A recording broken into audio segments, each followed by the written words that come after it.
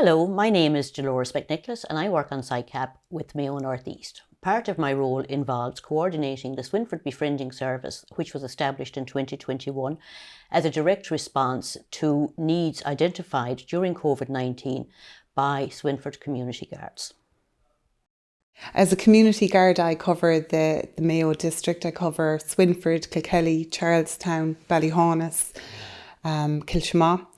And basically, I would work with the elderly, I'd work with the vulnerable people within society, disabled people, children.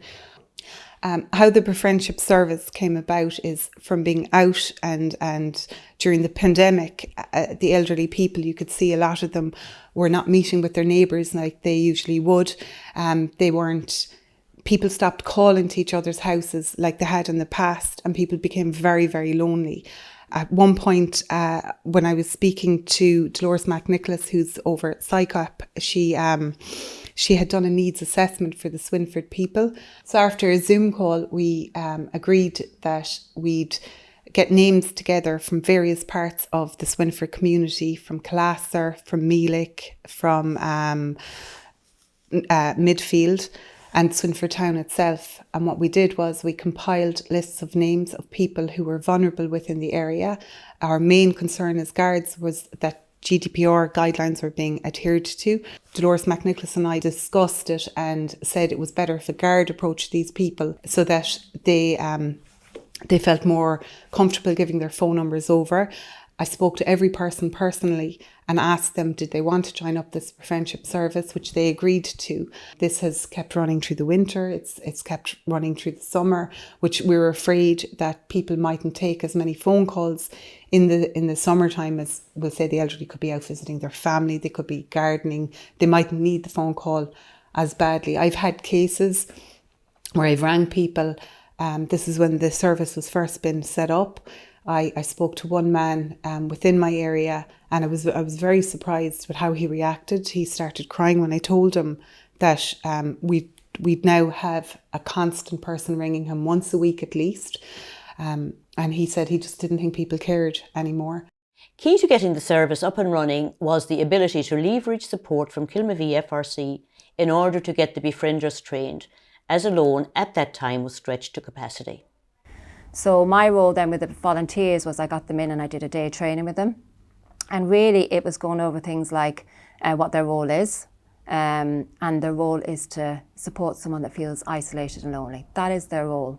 And the second would be communication, how they communicate with them, using open-ended questions. And then the key word then would be boundaries.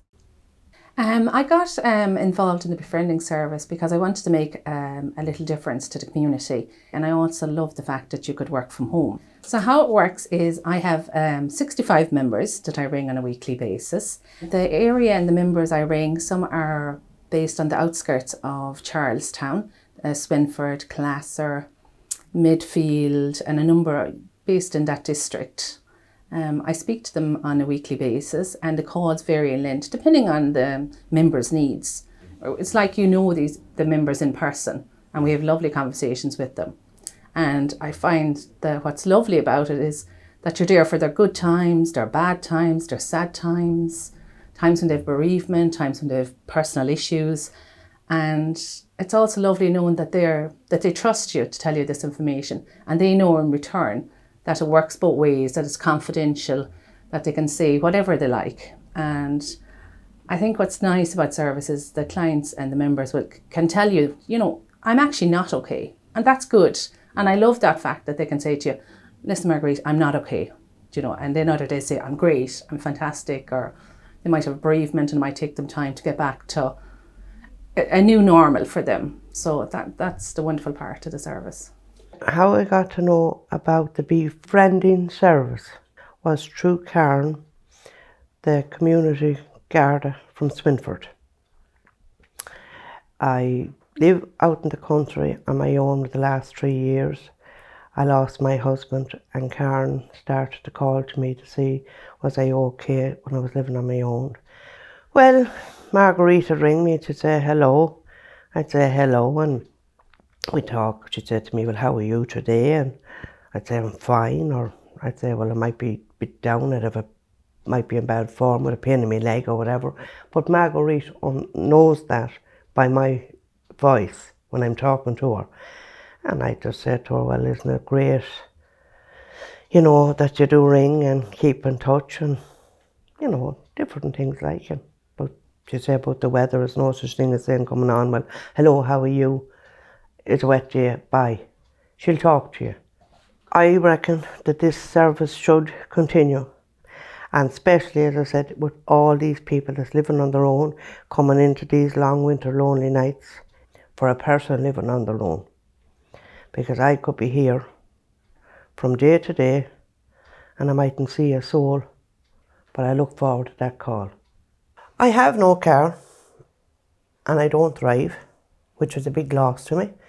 I always relied on my late husband to do the driving. I only go to town once a week and I could be here 7 days a week and I mightn't see a living soul. If this service wasn't available to me, I just don't know, because I got so used to that call every week. It'd be an awful loss to me. And I really mean that from the bottom of my heart, because it is a very good service. I got involved with the Befriending service when I was contacted by Community Garda Karen Weymouth. She called to my house and we had a long chat together, and she asked me if I was interested in someone talking to me on a fairly regular basis. And of course I was delighted to say yes, because I live alone. It's a very, very sort of, there's an Irish word for Iargulta village. It's the Becca beyond, as you say in English. But it's nice to have a point of contact. Someone rings and you can have a good chat with the person on the other end of the phone. And it sort of shortens the night and it makes you feel sort of less isolated in that sense. So in that way, it's lovely. I rely on the service very much because other people would call, but on a very irregular basis. This is something I can depend on, something I look forward to. And it really, when I have the chat, it really makes me, you know, relaxed in myself. I don't feel so isolated at all. I certainly hope that the Befriending service, from my point of view, I don't know how many years I have left, but to me that will be a constant source of comfort over however many years I have left, to know that there's still someone at the end of the line that I can get in touch with and that will talk to me on a regular basis and make me feel cared for, basically. In summary, the SICAP role has been to coordinate the planning and implementation of the Befriending programme to link partners and resources together. Our 3 befrienders make on average 147 calls per week. They will call at the time that suits the person best where possible, morning, afternoon and sometimes in the evening. Some people prefer to receive a text message, and we also do this. We're responding to meet the needs identified by the Befriendees. We can signpost people to the most relevant service, SICAP, local knowledge and links with other agencies, organisations. For example, at the beginning of the programme, lists were compiled of doctors, dentists, etc., as well as local tradespeople.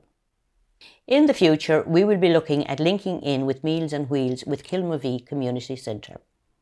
We will also add some questions to our calls to establish the type of activity to help link people in with their local communities and, more importantly, with each other. Never underestimate, I would say, the power of a telephone call.